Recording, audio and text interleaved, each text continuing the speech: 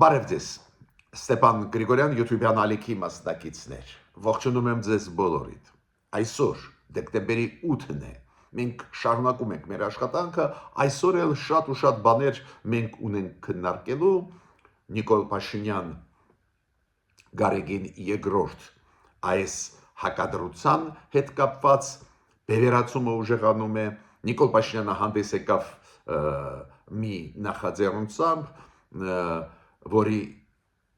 իմաստը նա է, որ միգուցե անհրաժեշտություն կա մեր պետական օրհներգը հնչեցնել պատարակների ժամանակ մեր եկեղեցիներում, այս նախաձեռնության մասին ու ստեղծված իրավիճակի մասին ուզում եմ մի քանի խոսք անպայման այսօր ասել։ Արմեն Գրիգորյան Հիկմետ Հաջիև, Արմեն Գրիգորյանը դա Հայաստանի Հանրապետության անվտանգության խորհրդի քարտուղարն է, Հիկմետ Գաջիևը կարևորագույն պաշտոն է զբաղեցնում ու դեր Իլհամ Ալիևի թիմում արտաքին հարաբերությունների հարցերում, իրանք մասնակցել են Դոխայում Քաթարի մայրաքաղաքում մեծ ֆորումին ու ունեցել են ելույթներ մի պանելում, նույն պանելում ու այնտեղ շատ կարևոր մեսիջներ մեզ ուղարկեցին եւ Արմեն Գրիգորյանը եւ Հիկմետ Գաջիևը, դրա մասին այսօր ուզում եմ խոսել։ Նաեւ կասեմ այն նամակի, որը Դոնալդ Տրամպը ուղարկեց Իլհամ Ալիևին, եթե այդ նամակը իրոք ուղարկվեց Իլհամ Ալիևին, ինձ մոտ առաջանում են հարցեր, ինչու չի ուղարկվել նաեւ Նիկոլ Փաշինյանին, ու մյուսը Դոնալդ Տրամպը գիշերը լրագրողները առջև ելույթ ունեցավ, որտեղ որ Ուկրաինայի հետ կապված նոր մտքերով կիսվեց, անպայման դրա մասին մենք պետք է խոսենք, դա առնչվում է նաև այդ թվում մեր տարածաշրջանի հետ։ Ուրեմն, միջև սկսելը մեր այսօրվա զրույցը, խնդրում եմ ձեզ բաժանորդագրվել, կիսվել, լայքել եւ աջակցել մեր YouTube-յան ալիքին։ Դուք տեսնում եք ինչքան կարևոր աշխատանք ենք մենք կատարում սփյուռքայության համար, սփյուռքայության օջախների համար, Հայաստանի Հանրապետության բոլոր քաղաքացիների համար եւ խնդրում եմ բաժանորդագրվել, որ բաժանորդագրված մարդկանց թիվը մեր YouTube-յան ալիքում հասնի 70,000-ի, շատ քիչ թիվ մնաց մարդկանց, խնդրում եմ դա անել։ Հիմա նայեք, դուք գիտեք, որ վերջի երկու շաբաթը բավական ակտիվ process-ներ էին գնում հենց Ուկրաինայի ճգնաժամի հետ կապված, Դոնալդ Տրամպը նոր նախաձեռնությունով հանդես եկավ, հիշում եք 28 կետանոց, հետո բանակցությունները առանձին Ուկրաինայի պատվիրակության հետ, առանձին Ռուսաստանի պատվիրակության հետ, հետո կարծես թե մտան փակուղու մեջ, Ռուսաստանը, դուք գիտեք, շատ կարծր դիրքորոշում ունի, պահանջում է, որ հանձնեն Ռուսաստանին, նվիրեն, հանձնեն Ղրիմը, Դոնբասը, Դոնբասի մեջ մտնում է երկու շրջան Դոնեցկի եւ Լուգանսկի, այլ պահանջներ է դնում, ես կասեի այդպես, ուզում է կապիտուլյացիայի բերել Ուկրաինային, պարզը Ուկրաինան համաձայն չի, ու ստեղ կարծես թե process-ը ավարտվեց, բայց չէ, Դոնալդ Տրամպի ելույթը ցույց է տալիս, որ ինչ որ process-ներ շարունակվում են, օրինակ Դոնալդ Տրամպը այս գիշերը հայտարարեց, որ հիասթափված է, որ պարոն Զելենսկին դեռ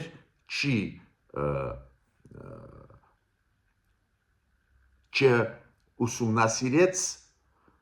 այն առաջարկությունները, որոնք Միացյալ Նահանգները իրանց ուղարկեցին։ Իրանք ասեցին, մենք խոսեցինք Պուտինի հետ, մենք շփվեցինք Ուկրաինայի պատվիրակության հետ, նորից կրկնում եմ, ամսի դեկտեմբերի 2-ից հետո, երբ որ Ամերիկայի պատվիրակությունը Պուտինի հետ հանդիպեց Մոսկվայում ու հետո վերադարձավ Միացյալ Նահանգներ, դրանից հետո այս վերջի 2 օրը շարունակվեցին, վերսկսվեցին ամերիկացիների եւ Ուկրաինայի պատվիրակությունների միջև եւ Դոնալդ Տրամպը ասում է, որ մենք խոսեցինք Պուտինի հետ, հետո մենք շփվեցինք նորից Ուկրաինայի պատվիրակության հետ եւ Զելենսկու հետ։ Ու ինքը ասեց, որ ես հիասթափված եմ, որ Զելենսկին դեռ նույնիսկ չի կարդացել այդ առաջարկությունները։ Խոսքը չի գնում այն 28 կետանոց, այլ այն առաջարկությունները, որոնք հիմա Ռուսաստանի պատվիրակության հետ հանդիպումից հետո դեկտեմբերի 2-ին նոր առաջարկություններ կան, այդ նոր առաջարկությունները Զելենսկին դեռ չի կարդացել։ Այդ ասում է Դոնալդ Տրամպը։ Եվ ինքը ինչ է ասում, որ Ռուսաստանը ուզում է ամբողջ Ուկրաինան, բայց այնուամենայնիվ խաղաղության այդ պայմանավորվածությունից չի հրաժարվում եւ Ուկրաինայի պատվիրակությունն էլ համաձայն է այս նոր թարմացված տարբերակի հետ, բայց Զելենսկին դեռ չի ասում համաձայն է թե ոչ։ Այս խոսակցությունը, այս լրատվամիջոցներին տրված ինտերվյում Դոնալդ Տրամպի ցույց է տալիս այս գիշեր, ցույց է տալիս, որ իրոք ազդեցությունը Պուտինի Դոնալդ Տրամպի վրա լծակները ազդեցության շատ լուրջ է, քանի որ ուղղակի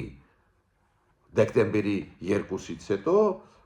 եւ Դոնալդ Տրամպը հիասթափված էր Պուտինի կարծր դիրքորոշմամբ եւ ամսի 6-ի դեկտեմբերի 3-4 օրվա պետդեպարտամենտի հայտարարությունը եթե դուք կարդաք, կասեք, նո միանշանակ է, որ Միացյալ Նահանգները հենց Ռուսաստանին մեղադրում են նրանում, որ Ռուսաստանը չի ուզում խաղաղություն։ Այդ պետդեպարտամենտի հայտարարության մեջ խոսվում էր ինչի մասին։ Մոսկվայի հանդիպումներից հետո Ամերիկայի պատվիրակության Մոսկվայի դեկտեմբերի 2-ի, երբ որ պատվիրակությունը վերադարձավ Միացյալ Նահանգներ ու նորից երկրորդ անգամ հանդիպեց Ուկրաինայի պատվիրակության հետ, այդ դրա հետ կապված պետդեպարտամենտը արեց հայտարարություն, որտեղ որ հատուկ նշվում էր Ուկրաինայի դիրքորոշումը, կառուցողական մոտեցումները ու հատուկ նշվում էր, որ վերջնական խաղաղության պայմանագիրը հիմա կախված է մենակ Ռուսաստանից, Ռուսաստանի կամքից քաղաքական, որը չեն տեսնում ու պահանջում են Ռուսաստանից ցույց տալ այդ ցանկությունը գնալ դեպի խաղաղություն, դադարեցնել լարվածությունը, то есть թույլատրել լարվածությունը, էսկալացիան թույլատրել եւ սպանությունները դադարեցնել։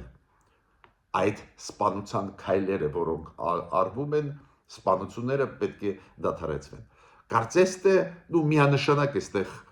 տեքստը պետդեպարտամենտի այդպես է, որ մեղավորը հենց Ռուսաստանն է, որ խաղաղության պայմանագիրը չի կնքվում կամ զինադադար գոմե, թողնենք խաղաղության պայմանագիրը, այդ կարող է ավելի երկար տևի, բայց գոնե զինադադար լինի, գոնե չսպանվեն մարդիկ։ Ինչ եմ ուզում ասել։ Այս հայտարարությունը Տրամպի այսօրվա գիշերվա ցույց է տալիս ինչքան ուժեղ ազդեցություն ունի Ռուսաստանը Տրամպի վրա, դժվար է ասել, տարբեր գիտեք կարծիքներ կան, ինչու Տրամպի վրա այս ձևի ուժեղ ազդեցություն ունի Պուտինը, բայց պարզ է դա ստեղծում է Ուկրաինայի համար վտանգներ, քանի որ հիմա այս տեքստից երևում է, որ Դոնալդ Տրամպը ուզում է ասել, որ Ուկրաինայի պատվիրակությունը նույնիսկ համաձայն է Ռուսաստանին նվիրել տալ 3 շրջաններ, Զելենսկին մեղավորը չի, որ համաձայն չի, նո ակնհայտ է դա մանիպուլյացիա է, Զելենսկին կյանքում չէր ուղարկի մարդկանց բանակցությունների, որոնք իր կարծիքը չեն կիսում։ Ուշակովը, Յուրի Ուշակովը։ Ռուսաստանը թույլ կողմերը բռնում է Տրամպի թիմում, Ուշակովը ինչ ասեց, որ փեսեն Դոնալդ Տրամպի Ջարեդ Կուշները իրոք կարող է դառնալ գլխավոր դեմքը բանակցություններում Ռուսաստան Միացյալ Նահանգներ։ Ինքը ասում է, ինքը համակարգային տարեր է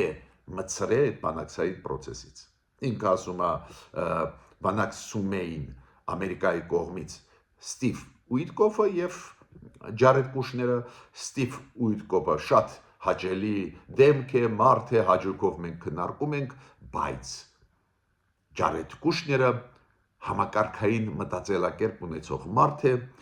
Ու գիտեք, դա պատահական չէր այդ խոսքերը Յուրի Ուշակովին, քանի որ Ռուսաստանը հասկացավ եւ Պուտինը հասկացավ, որ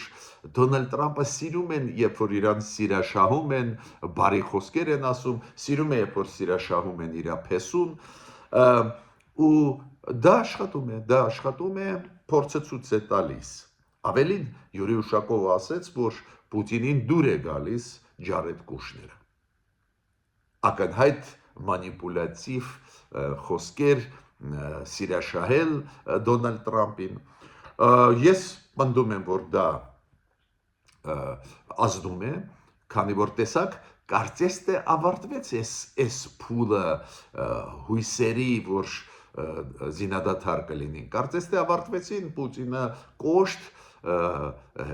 հրաժարվեց այն տարբերակից խաղաղության պայմանագրի կամ զինադադարի 28 կետանոց, որը առաջարկեց Դոնալդ Տրամպը եւ այնտեղ վերամշակում եղավ նաեւ Ուկրաինայի պատվիրակության հետ ու այնտեղ շատ կետեր միանշանակ պուտինյան են, ռուսական են, բայց նույնիսկ դրանից Պուտինը հրաժարվեց, կարծես թե հիմա պետք է ամեն ինչ հանդարտվեր, բայց ոչ կարողանում է Ռուսաստանը ազդել Դոնալդ Տրամպի վրա։ Յուրի Ուշակովը ասաց, որ Ռուսաստանը սպասում է, որ Միացյալ Նահանգները վերջնական իրենց կարծիքը ասեն, դուք հիշում եք, եւ Դոնալդ Տրամպը ասաց, որ կառուցողական չի Ռուսաստանը միջ այդ եւ պետդեպարտամենտի նամակը նոր կարծացի, որ պետդեպարտամենտը Միացյալ Նահանգների համարում է, որ Ռուսաստանը տապալում է այս process-ը, բայց Ռուսաստանը ասում է, չէ, մենք սպասում ենք պաշտոնական արձագանքի եւ ասացին, որ ոչ մի նոր հանդիպում Միացյալ Նահանգներ Ռուսաստան չի նախատեսվում, ոչ մի հեռախոսազանգ Պուտին-Տրամփ չի լինելու։ Միտքս ինչու՞մ է։ Տեսակ, ինչ պայքար է գնում, ծանր պայքար, ես կասեի դիրքային պայքար, քիչ է որ պատերազմի դաշտում գնում է, պատերազմական գործողություններ ու ագրեսիան Ռուսաստանի շարունակվում է Ուկրաինայի դեմ։ Բացի դրանից, տեսակ, ինչ պոզիցիոն դիրքային պայքար է գնում դիվանագիտական եւ քաղաքական դաշտերում, պարզ է, որ նաեւ եվրոպացիք շատ ակտիվ են, փորձում են աջակցել Ուկրաինային ու աջակցում են Ուկրաինային, ոչ միայն աջակցում են զենքով, զինամթերքով, որ Ուկրաինան դիմանա այս հարձակումներին Ռուսաստանի, բացի դրանից եվրոպացիք ուղղակի լրջագույն ճնշում գործադրում են Տրամպի վրա, որ Տրամպը հարգի նաև Ուկրաինայի շահերը, այսօր պետք է հավաքվեն այն պետությունները, գլխավոր դերակատարները Եվրոպայից, այլ մայրացամաքներից, ովքեր ուզում են ու աջակցում են Ուկրաինային, իրանք պետք է հիմա այս վերջնական տարբերակի Դոնալդ Տրամպի պլանի իրենց կարծիքը ասեն։ Հիմա անցնում եմ մյուս կարևորագույն թեմային։ Մեծ գաղտնիք չի, որ հակադրությունը, հակամարտությունը ճիշտ չի ասել, հակադրությունը Նիկոլ Փաշինյան վարչապետ եւ Գարեգին II շարունակվում է։ Օրինակ, այս երկու բևերի կողմնակիցները անում են հայտարարություններ։ Օրինակ, հայոց եկեղեցու պահպանության համահայկական խորհուրդը արեց հայտարարություն, որտեղ որ քննադատեց Նիկոլ Փաշինյանին, իր քայլերի հետ կապված եկեղեցու դեմ, ասեց, որ իրանք ասեցին, որ մտահոգված են, Գարեգին II-ը պետք է վերադառնա Մարսելից Երևան ու կարող է իրան ձերբակալեն, ինչ որ էզևի ենթադրություններ արեցին ու հայտարարությունով հանդես եկան։ Դու Գարեգին II-ը եկավ Երևան, ոչ ոք իրան չի ձերբակալել, բայց այս հայտարարությունից պարզ է, որ կողմնակիցները այս երկու բևերների իրանց կարծիքը ասում են, Արամ առաջինը ասեց, որ ոչ ենք ասում եկեղեցականների ձերբակալություններին, շատ ու շատ եպիսկոպոսներ կամ թեմերի առաջնորդներ սատար կանգնեցին Գարեգին II-ին, մյուս կողմից Նիկոլ Փաշինյանի կողմնակիցները նաև եկեղեցի ներսից միանշանակ կարծիք են ասում ի օգուտ վարչապետի, այս ձևի բևեռացում մենք տեսնում ենք, այդ ֆոնի վրա Նիկոլ Փաշինյանը հանդես եկավ մեկ նախաձեռնությամբ, ինքը ասեց, որ 301 թվականին հայ առաքելական եկեղեցին ստեղծվել է պետության կողմից եւ պետության որոշմամբ։ Կարծում եմ ինքը ասում է ճիշտ կլինի, որ Կիրակնորիա պատարակներից առաջ 5 րոպե առաջ բոլոր եկեղեցիներում երգչախմբերը կատարեն հեի պետական օրհներգը։ Ну, ես ճիշտը ձեզ ասեմ, հետաքրքիր առաջարկ է, ես չգիտեմ ավանդույթները ոնց են մեր եկեղեցում այդ հարցում, ինչ ավանդույթներ ունեն այլ քրիստոնյա համայնքները այլ երկրներում, պատարակների ժամանակ օրհներգները հնչում են թե ոչ, այդ մյուս պետությունների դժվարանում ասել, բայց իմ կարծիքով հետաքրքիր առաջարկ էր, իմ կարծիքով Նիկոլ Փաշինյանը փորձում է շարժել մեր եկեղեցին, փորձում է ինչ որ բարեփոխում մտցնել կամ նախաձեռնություններով հանդես գալ։ Դուք գիտեք, ինքը երեք Գյումրիում էր եւ Գյումրու 7 վերք եկեղեցում մասնակցեց պատարակին, հետո շատերը մտահոգություն ունեն, որ այս պատարակից մյուս պատարակը, որտեղ որ Նիկոլ Փաշինյանը իր մասնակցությունը կունենա թիմով, կլինի հենց մայր տաճարը, Էջմիածնում։ Նայենք ոնց է զարգանալու իրավիճակը, իմ կարծիքը ես ասել եմ, այսօր էլ կասեմ, այդ բևեռացումը ինձ դուր չի գալիս, շատ ու շատ այս խմորումները, որոնք ակնհայտ բաժանում են մեր եկեղեցին, ակնհայտ տրողում են մեր եկեղեցին, ինձ դուր չեն գալիս, ու ես համարում եմ, որ Գարեգին II-ը պետք է հրաժարական տա հենց այն պատճառով, որ նոր ռեալությունների մենք չենք տեսնում արձագանք, ասենք բարեփոխումների փաթեթ, որ ներկայացվի եկեղեցու կողմից այսօրվա գլխավոր դեմքերի, նաև Գարեգին II-ի, մենք չենք տեսնում, այո, անում է քայլեր բավական կոշտ պետությունը արձագանքեց այն վտանգի կամ իշխանությունները այն վտանգի, որոնք գալիս էին եկեղեցուց, երբ որ եկեղեցի վերջի 1-2 տարի մտավ քաղաքական դաշտ ու սկսեց պահանջել Նիկոլ Փաշինյանի հրաժարականից, եկեղեցին դուրս եկավ իր լիազորություններից, պարզ է լարվածությունը անխուսափելի էր, բայց ես անկեղծ ասած սպասում էի, որ ինչ որ փոփոխություններ, ինչ որ ռեֆորմներ քայլեր կարվեն եւ լարվածությունը հանելու համար եւ ապացուցելու, որ ունակ են այսօրվա գլխավոր դեմքերը մեր եկեղեցու ռեֆորմներ անել, բայց ես տեսնում եմ, որ այդ ռեֆորմների առաջարկություններով տարբեր հանդես է գալիս վարչապետը։ Դա է պատճառը, որ ես չեմ թաքցնում իմ կարծիքը, որ Գարեգին II-ը պետք է հրաժարական տա, որ սկսվի նոր փուլ թարմացման եւ մեր եկեղեցու եւ ամենակարևորը տրոհումը դադարեցվի։ Հիմա անցնում եմ կարևորագույն այսօր հարցին, Հիկմետ Գաջիև, Արմեն Գրիգորյան։ Արմեն Գրիգորյանը մեր անվտանգության խորհրդի քարտուղարն է, Հիկմետ Գաջիևը ես ասեցի Ալիևի ադմինիստրացիայում աշխատակազմում արտաքին հարաբերությունների բաժնի ղեկավարն է, իրոք կարևոր դեր է խաղում արտաքին հարաբերությունների հարցերում թիմում Իլհամ Ալիևի, օրինակ Դոխայում ինքը մի քանի մտքերով կիսվեց, մեծարեց Վաշինգտոնյան պայմանավորվածությունները, ասեց, որ այս procese կապովի, որ ամեն ինչ լինի միջազգային նորմերի համաձայն, Էզևի ինչ-որ մտքերով կիսվեց, ճիշտ ասած ես այդ ֆորմալ տեսանկյունից այդ մտքերի հետ չեմ կարող չհամաձայնվել, քանի որ հենց Ամերիկայի միջնորդությունը, միջամտությունը այդ process-ների գրեթե կանխում է հնարավոր հարձակում Հայաստանի վրա, բայց երբ որ արդարության մասին խոսում է Գաջիևը, Հիկմետ Հաջիևը, պարզ է ինքը իր տեսանկյունից, Ադրբեջանի տեսանկյունից խաղաղության մասին է խոսում, Ադրբեջանի տեսանկյունից արդարության մասին է խոսում,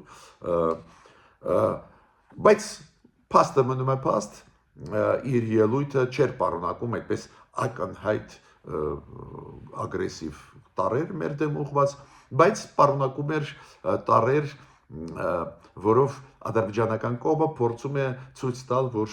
մեծ դեր է խաղացել հենց Իլհամ Ալիևը այդ process-ում Վաշինգտոնյան, մենք գիտենք Վաշինգտոնյան process-ի նախաձեռնողը միանշանակ Նիկոլ Փաշինյանն է, այդ ինֆորմացիան մենք ունենք, բայց Ադրբեջանը ուզում է թանկացնել իրան, բայց միք շատ հետաքրքիր բան ասեց Հիկմետ Հաջիևը, ինքը ասում է մենք քննարկում ենք հնարավորություն արտահանել Հայաստան նավթը եւ նավթամթերքը, այդ շատ կարևոր է։ Ինչ ասեց Արմեն Գրիգորյանը, պարզ է ինքն էլ խոսեց Վաշինգտոնյան process-ի մասին, կարևորություն է այդ process-ի, ու ինքը հատուկ Արմեն Գրիգորյանը նշեց, որ հիմա մենք չենք խոսում այսօր կոնֆլիկտի լուծման մասին, ելքերի մասին, այսօր մենք խոսում ենք ոնց ամրապնդել ուժեղացնել խաղաղությունը, ոնց անել, որ անշրջելի այդ խաղաղության process-ը գնա։ Դες մենք նոր դրական փուլում ենք հենց դրա շնորհիվ, որ Վաշինգտոնը եղավ, Վաշինգտոնում ստորագրվեցին շատ կարևոր փաստաթղթեր, փող կախվածությունը, ինքը ասում է այդ գլխավոր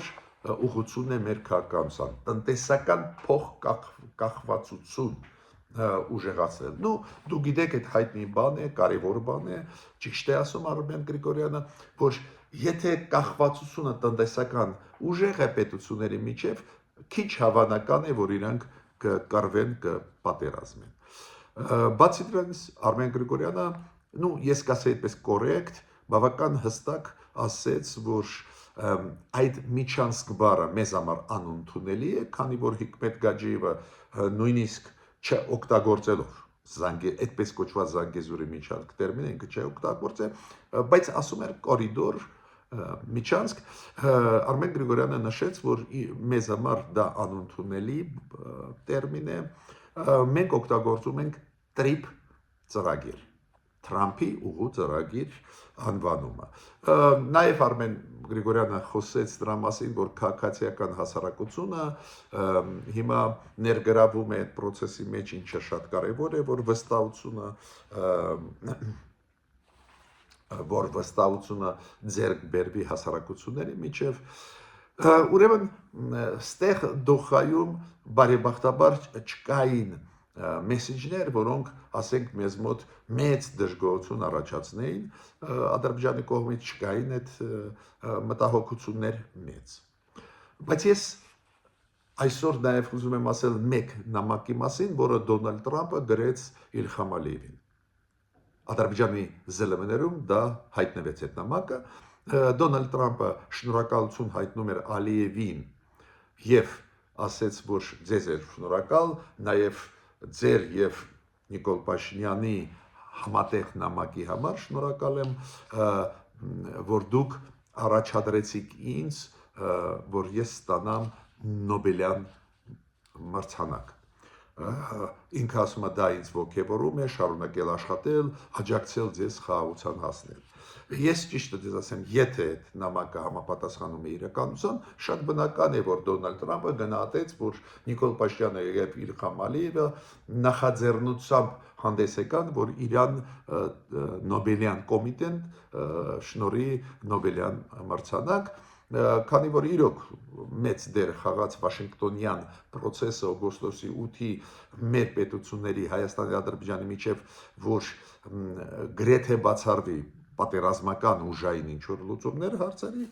Բայց մյուս կողմից մի քիչ զարմացրեց ինչի ու մեզ չի ուղարկվել նույնատիպ նամակ։ Ну ոնց է ընդունված դիվանագիտությունում նույնատիպ նամակ ուղարկում է երկու երկրներին։ Ես չեմ բացառում, որ մերոնց ուղարկել են նամակը, ուղղակի մերոնք մեզ տեղյակ չեն բայ։